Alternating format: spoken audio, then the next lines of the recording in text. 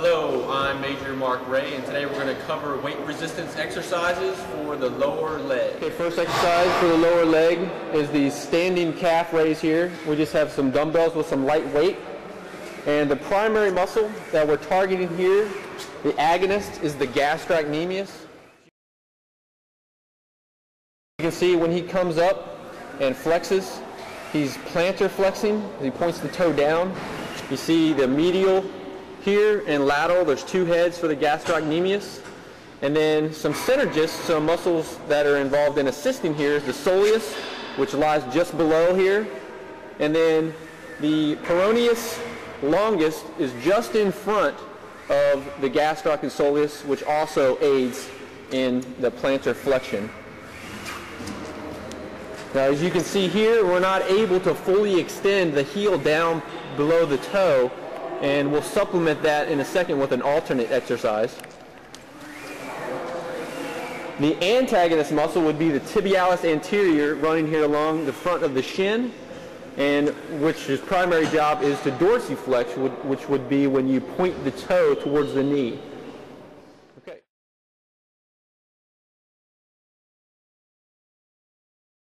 Now, if we were able to transition that same exercise and able to place our foot on an object, you can see where the heel drops below the toe and we get full extension, which is really important in the eccentric, that negative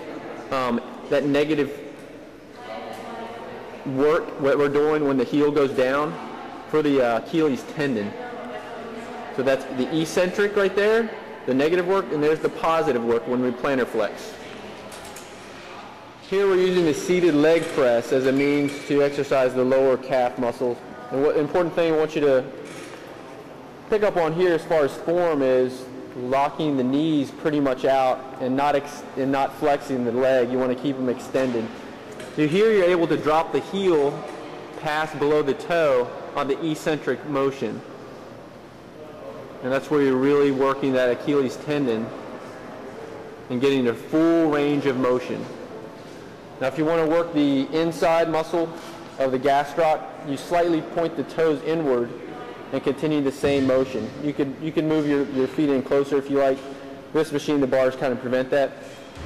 And to work the outer area of the gastrocnemius, you're going to point the toes slightly outward. We're really putting pressure on the ball of the foot as you plantar flex.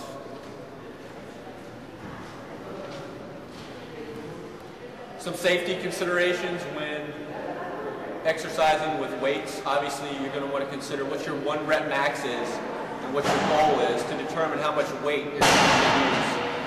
If you're going for endurance, you're going to use a smaller weight and do higher repetitions, probably 12 or more.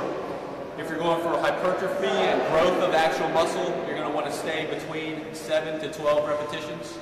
And then for strength, you're going to use higher weight, higher weight and lower repetitions, probably less than 7. Now, if you're working on some of the machines we just showed you or with dumbbells, you're probably not going to really need a spotter. But if you're going to use a barbell and you're going to utilize something like a block, you're going to have some balance issues you're going to have to deal with, and you're going to want to have a spotter there to assist you if you can't maintain your equilibrium.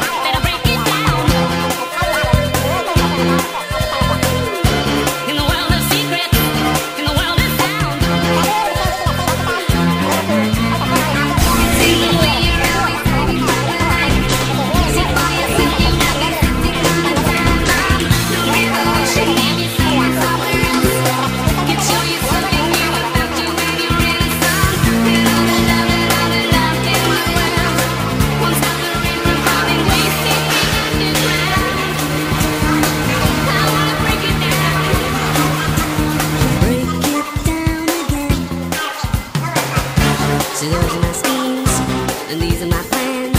Hot tips for the boys,